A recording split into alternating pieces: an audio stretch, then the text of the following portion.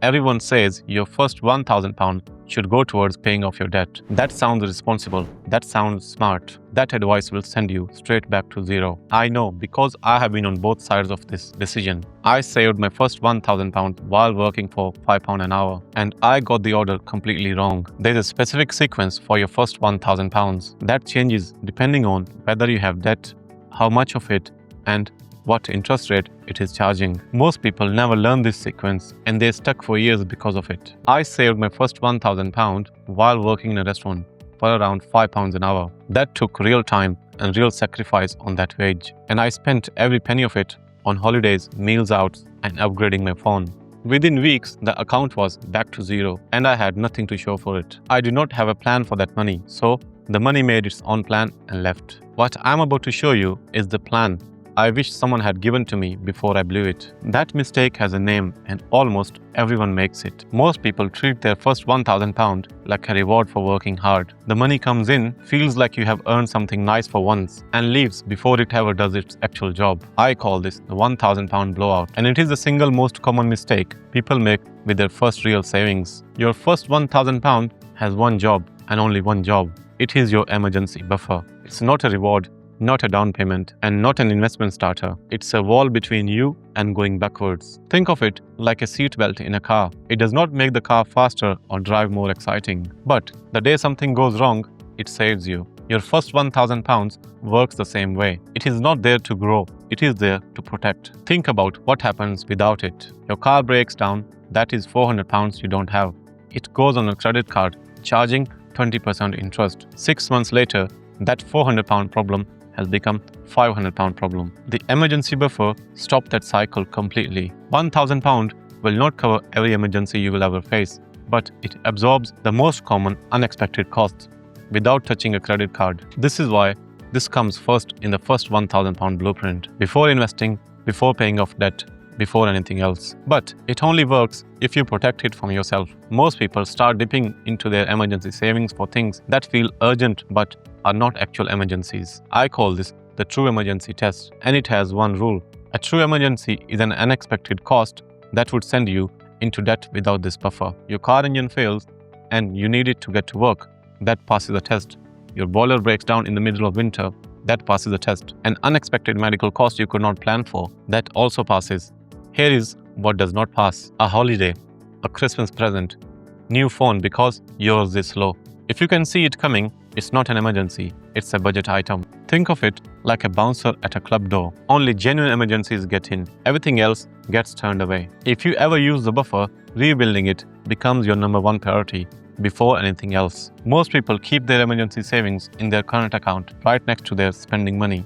They think they will remember not to spend it, but they always end up spending it anyway. Your emergency buffer needs to live in a completely separate savings account that your spending card cannot access. You can open one with Marcus, Chase UK or Chip. They are paying 4 to 5% right now. Most current accounts pay close to nothing on the same money. Now the question you have been waiting for since the start of this video: you have £1,000 saved. You have a credit card charging 20%. Should you throw that £1,000 at the debt? The answer is no. And here's why. Think about what happens the moment you do that. The debt goes down by £1,000, but your emergency buffer is now at zero. Your car breaks down next month. That is £500 you no longer have. It goes on a credit card and the balance climbs right back up. You are back in the debt spiral with nothing protecting you from the next surprise. It's like selling your umbrella to pay for a taxi because it's not raining right now. The moment it rains again, you are completely exposed. The buffer stays even while you have debt. That is non-negotiable. It is not the most optimal move on the paper, but it is the move that actually stops you from going backwards in real life. Once the buffer is protected, then you attack the debt properly. You now have the first half of £1,000 blueprint. Your buffer is built, protected, and separate. What comes next is how you clear the debt that is costing you the most, and then start building real wealth. This is where the plan shifts from defense to offense. Most people attack their debt with the same urgency, regardless of interest rate. A student loan at 3% and a credit card at 25% gets treated the same way. Not all debt costs you the same amount. I call this the 8% line, and it is the simplest decision filter in personal finance. Any debt above 8% gets attacked first, before investing and before anything else. Here is why the 8% is the line. Historically, the stock market has a return around 10% per year over the long term. After inflation, that drops to roughly 7 or 8%. So any debt above 8% is costing you more than investing could realistically earn. A credit card at 20% is a guaranteed 20% loss. Every year, you carry that balance. Paying it off is the best guaranteed return you can get. Here's how you attack it. List every debt with its balance and interest rate. Everything above 8% goes on the attack list. Throw every spare pound at the highest interest rate first and minimums on everything else. When the most expensive debt is gone, move on to the next highest. That is the Avalanche Method. It saves you the most money over time. Once everything above 8% is clear, your money stops being drained every month. And for the first time, the surplus you create actually stays with you. That is when you take the final step, the one that turns defense into offense. Most people think they need thousands of pounds before they can start investing. They wait for a big lump sum, which means they wait for years and miss years of compounding they can never get back. You don't need thousands. You can start with £25 a month. I call this the first pound in. Open a stocks and shares ISA, pick a global index fund, set up an automatic monthly transfer on your payday. £50 a month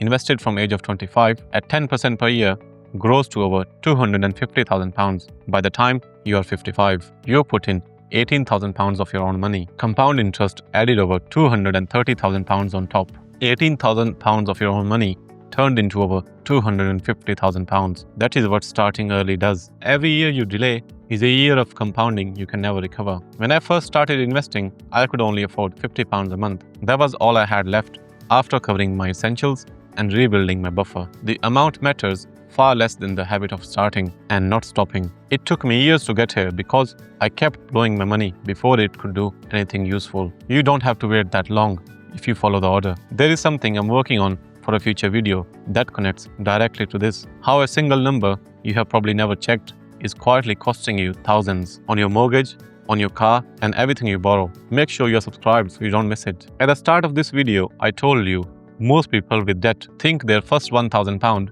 should go towards paying it off. Now you know why that is the wrong move. The buffer stays even with debt. That is the rule. Here is the £1,000 blueprint one final time. Avoid the £1,000 blowout. That money has one job, and it is not a reward. Set up your emergency buffer, 1,000 in a separate high-yield savings account. Apply the true emergency test. Is it a true emergency? A car breaks down? Yes. A boiler breaks down? Yes. A holiday? No. And a new phone? No. Draw the 8% line. Attack every debt above 8%, starting with the highest rate first. Make the first pound in. Once expensive debt is gone, open a stocks and shares ISA and start investing. That is a complete plan from first saving to first investment. I saved my first £1,000 on £5 an hour and blew every penny of it on things I cannot even remember now. If I had followed this order, that money would have been the start of something real. Just set up the savings account today. You can figure out the rest as you go. Now, once your emergency buffer is in place, the next question is, how big does it actually need to be? Because £1,000 is the starting point, not the finish line. I made a video breaking down the exact emergency fund number you need and how to build it from zero. It's a good one. That video is right here. Don't click on it just yet. Make sure to hit those like and subscribe buttons. I make videos like this every single week. I'll see you in the next one.